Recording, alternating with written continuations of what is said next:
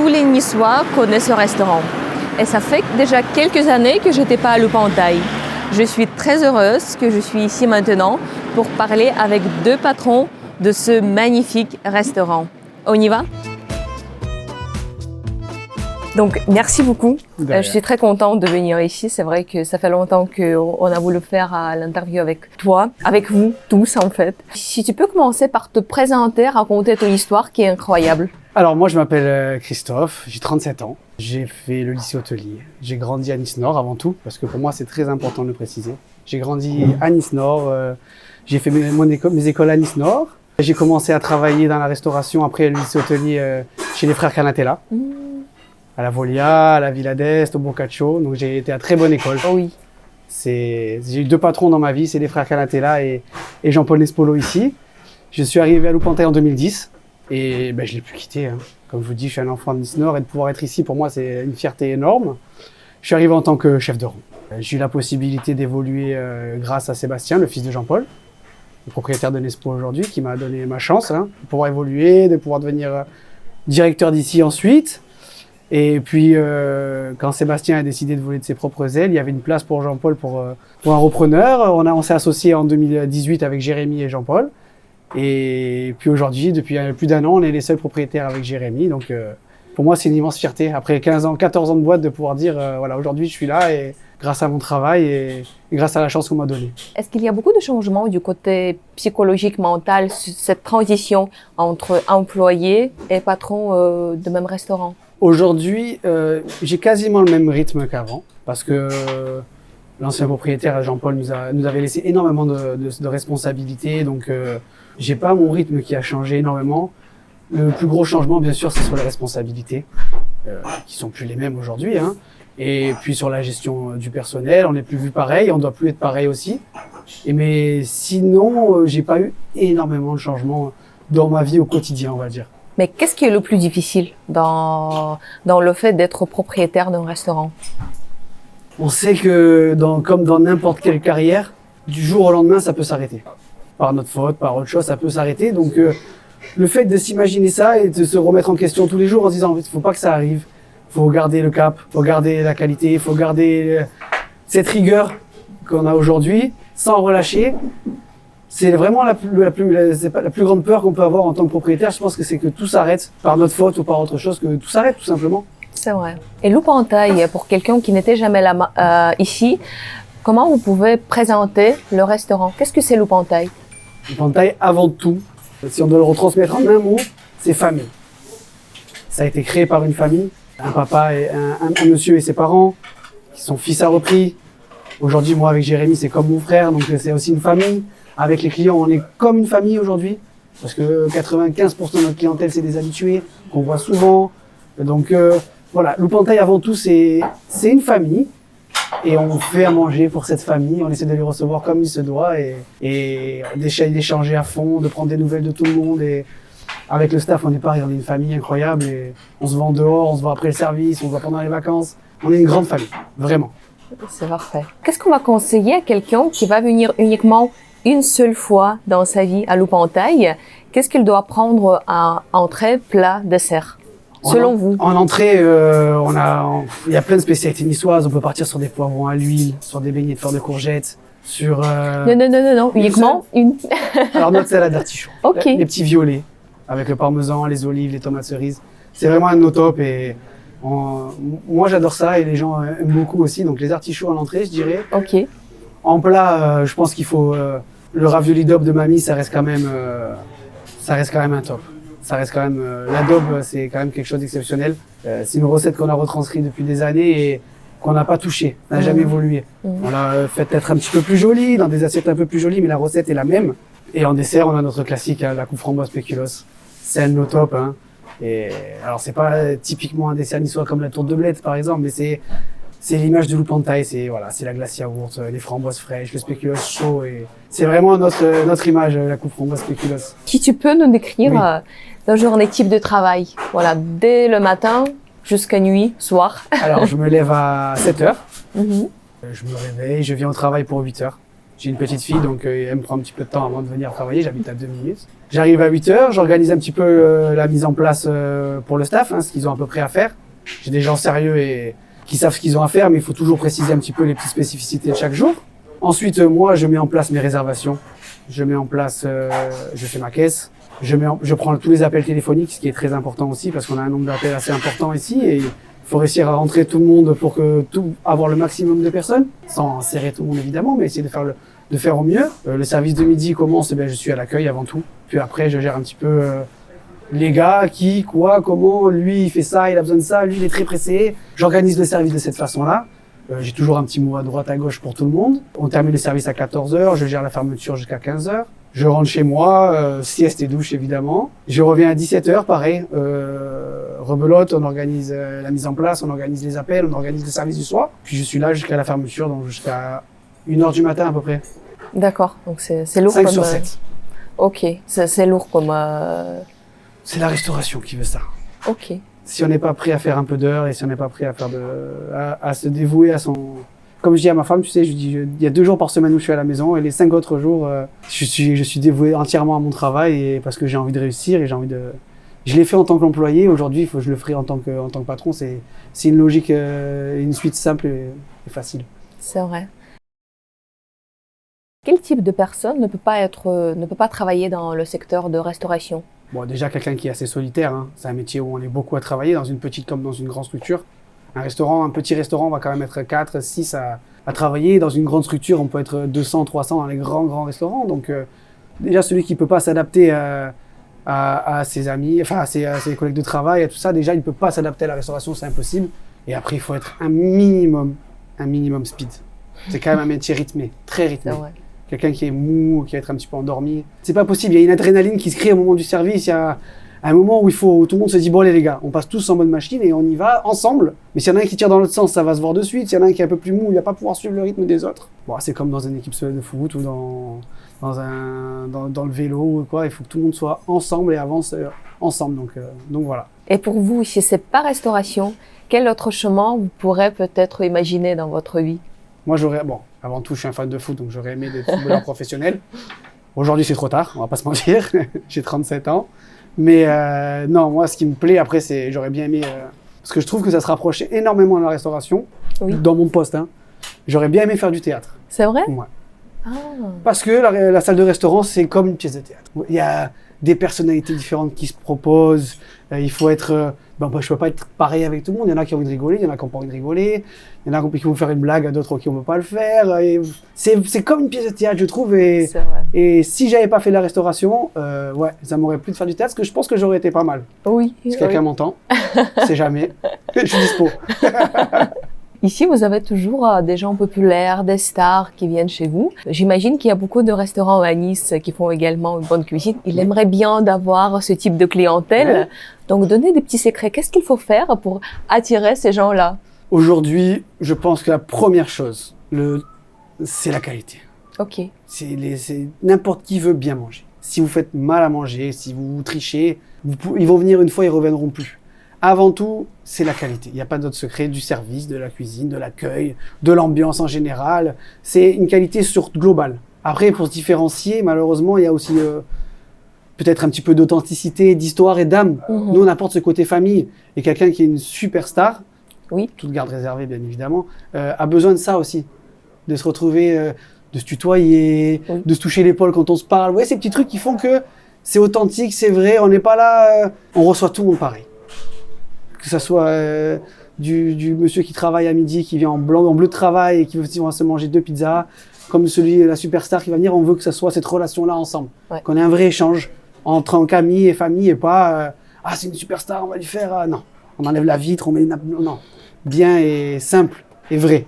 C'est bien. Et j'imagine que par toi, il y a une quantité énorme de gens qui passent tous les jours. Il y a toujours des gens plus ou moins gentils, c'est toujours comme ça. Si tu peux raconter qu'est-ce qu'il faut pas faire peut-être dans un restaurant pour être gentil, pour plaire à l'équipe, qu'est-ce qui t'irrite en fait? On va être honnête. Qu'est-ce qui t'irrite dans les gens, dans tes clients? Alors, moi je prends énormément d'appels téléphoniques sur les réservations, ça c'est compliqué. Pour les gens qui veulent réserver, vous n'avez pas une table de 2? Non. Vous êtes sûr? Oui. Même dans un petit coin, toujours pas. Même pour 3, toujours pas. Malheureusement, quand je suis plein, on a une petite salle de restaurant, une petite terrasse, malheureusement. Et les gens, c'est vrai que ça les vexe un petit peu parce que si on se connaît ou qu'on se connaisse pas, ils comprennent pas qu'il n'y ait pas une place pour eux alors que moi, je fais mon possible pour faire plaisir au maximum de gens. Et quand je peux pas, malheureusement, je peux pas pousser les murs ça. Et puis après, c'est sûr que quelqu'un qui va me dire c'est pas bon, ça va plus me frustrer que s'il va me dire j'aime pas. Et il y a une vraie nuance entre les deux. Après, voilà, comme on se dit, il faut toujours se remettre en question. Si quelqu'un dit quelque chose de négatif, il y a toujours une partie qui sera toujours vraie. On se dit pas, ah, c'est des cons, ils ont tort, et ils nous critiquent, à nous, le Pantaille, non. S'il y a une critique, c'est qu'il n'y a pas de fumée sans feu. Donc on se remet en question, on réfléchit, il n'y a peut-être pas tout qui est vrai, mais on se remet en question quand même. Quelqu'un qui va me dire le soir, on a une ambiance tamisée, il n'y a pas assez de lumière et la musique est trop forte, c'est vrai, ça peut pas plaire à tout le monde. Alors je vais me dire, non, c'est pas un con, il a raison. Mais 95% des gens apprécient ça, donc j'essaye de m'ajuster en fonction toujours. Voilà. Mais le client, il est roi? Oui. Toujours? Oui. Ah, ouais, toujours. Donc, tu penses que le client ne peut pas être tort? Si. Le roi peut avoir tort. Ok.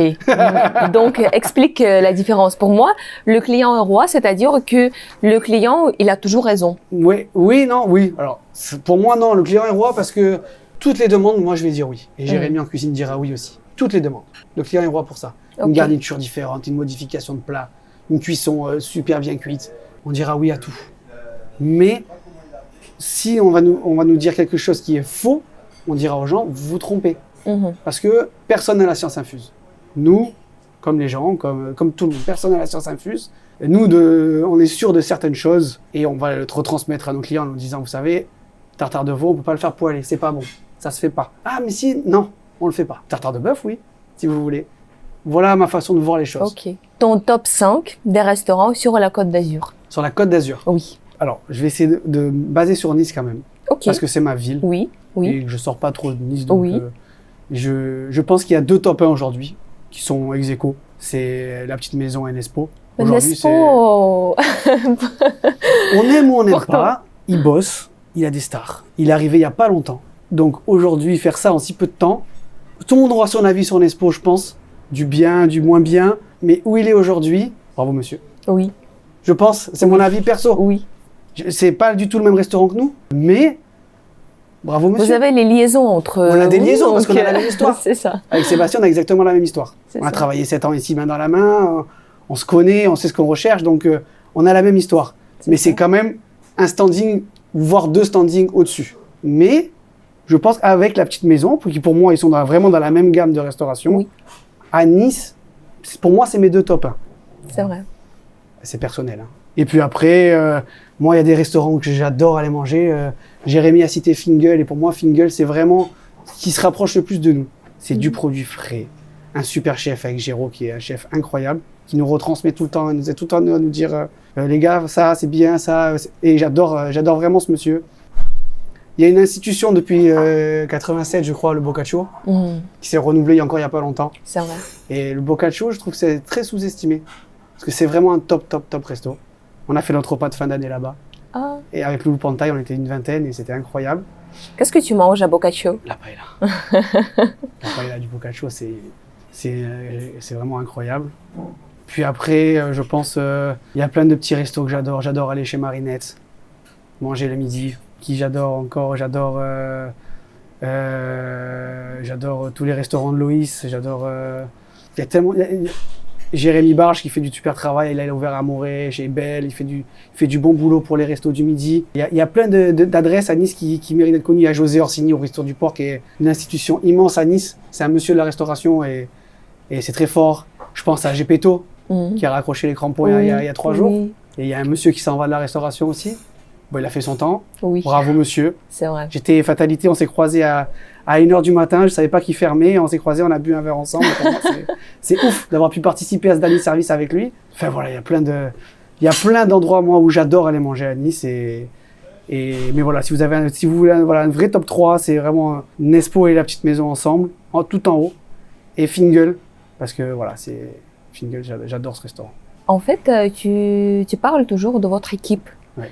Et tous les restaurateurs avec lesquels je parle, ils disent que les gens, c'est le plus difficile de trouver vraiment, de construire l'équipe. Quels sont tes secrets pour construire l'équipe, à travailler toujours avec les mêmes gens, avec les mêmes émotions? Avant tout, je pense que c'est les conditions de travail déjà. Il faut que les gens se sentent bien. On est tous mieux à la maison qu'au travail, je pense. C'est un avis objectif. Après, il faut se sentir bien à son travail. Il faut être bien rémunéré, donc les conditions sont là. Il faut avoir des jours de repos, il faut avoir des vacances. Et déjà, on part sur une bonne base. Déjà. Puis après, c'est l'ambiance générale. Il n'y a pas de secret. On a une belle clientèle, on a un système de travail qui fait que c'est quand même facile de travailler à Loupantaï parce que tout est cadré et qu'on a une façon de travailler depuis des années. Puis nous, on se voit, comme je vous ai dit, on se voit en dehors. J'essaie toujours de créer des petites activités. Le dimanche soir, on a notre petit tournoi de ping-pong du staff à la fin du service. Cool. On s'organise des petits tournois de poker, des petites sorties en extérieur. On se reçoit à la maison, on fait des apéros, on fait des repas de fin d'année. L'année dernière, on aurait dû faire un tournoi de karting, on l'a pas fait. Mais on essaie de faire plein d'activités pour que tout le monde se sente bien. Bien sûr, il y a des jours où ça va pas, parce qu'il faut se dire les choses, droit dans les yeux. Mais on s'est relativisé et voilà, c'est ce qui fait que notre staff, il est là depuis des années et on fait tout pour qu'il reste avec nous parce que seul, malheureusement, on fait rien. Oui, j'ai envie maintenant de travailler avec vous, avec tout ce que tu m'as dit, tous les. C'est l'ambiance générale. C'est vrai, c'est cool. Et tu penses que aujourd'hui, on est où? En 2024, déco, ambiance, est-ce que c'est vraiment important? Oui. Ou le plus important, c'est quand même ce qu'on a dans notre assiette? Alors la déco, c'est très important. Okay. Ça ne viendra pas aussi important que ce qu'on a dans l'assiette.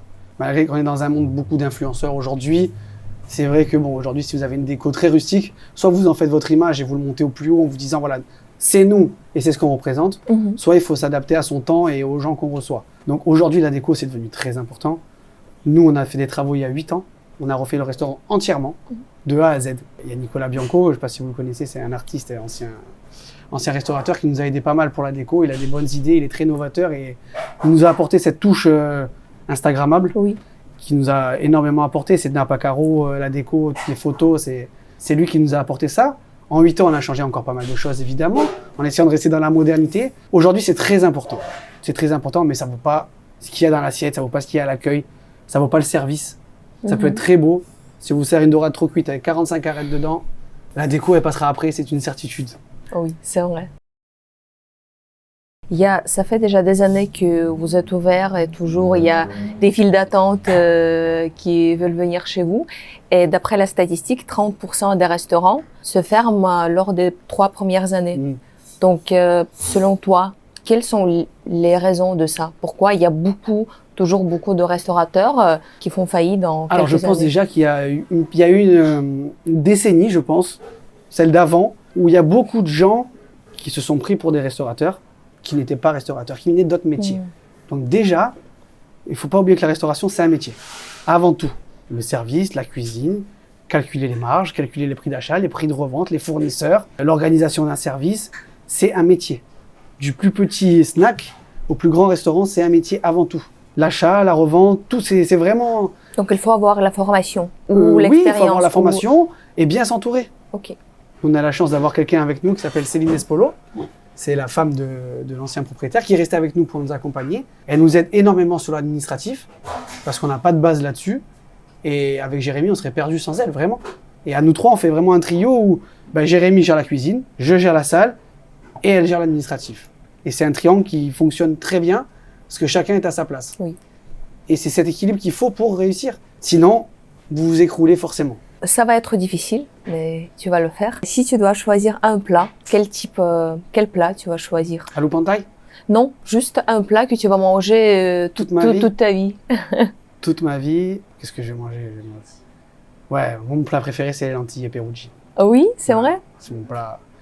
C'est un lentilles et saucisses que vous voulez. C'est un plat un peu oublié, que pas très beau. Oui, c'est pas instagrammable, pas du tout. Non, pas là. Non, mais pour moi, c'est mon plat préféré. Je pourrais manger ça tous les jours. Digestivement un peu moins, mais sinon, oui, c'est mon plat préféré. Tu as parlé qu'il y a beaucoup de restaurants que tu aimes à Nice, oui. Mais selon toi, quel type d'établissement, ça nous manque toujours? Quel type de restaurant on n'a pas trop? Parce qu'on a beaucoup de restaurants italiens, par exemple, mais quel type d'établissement tu penses qu'il faut ouvrir encore plus? Je pense à Nice, quand vous allez sur Monaco, vous pouvez manger Amérique du Sud avec le Koya, vous pouvez manger grec avec le Gaïa, vous pouvez manger plein de cuisines du monde sur des restaurants très quali. Et je trouve que c'est un petit peu ce qui manque à Nice. Vous pouvez aller au Salama, manger couscous à Cannes. Vous voyez ce que je veux dire? Il y a plein de restaurants vraiment très typiques et c'est vraiment des grands restos, des grosses boîtes qui font des cuisines du monde. Et c'est vrai qu'à Nice, on tourne beaucoup des très bons restaurants sur la cuisine méditerranéenne, avec certaines déclinaisons des fois dans ces restaurants-là, mais il manque des gros restaurants sur la cuisine du monde, je trouve. Donc, c'est en fait, c'est Amérique du Sud ou c'est plutôt, ou c'est n'importe quel pays en fait? Oui, la cuisine du monde, vraiment, peu importe. Et je pense que pour les Français, c'est intéressant de manger. Je pense que pour n'importe quel être humain, s'intéresser au monde, c'est très important. Ouais.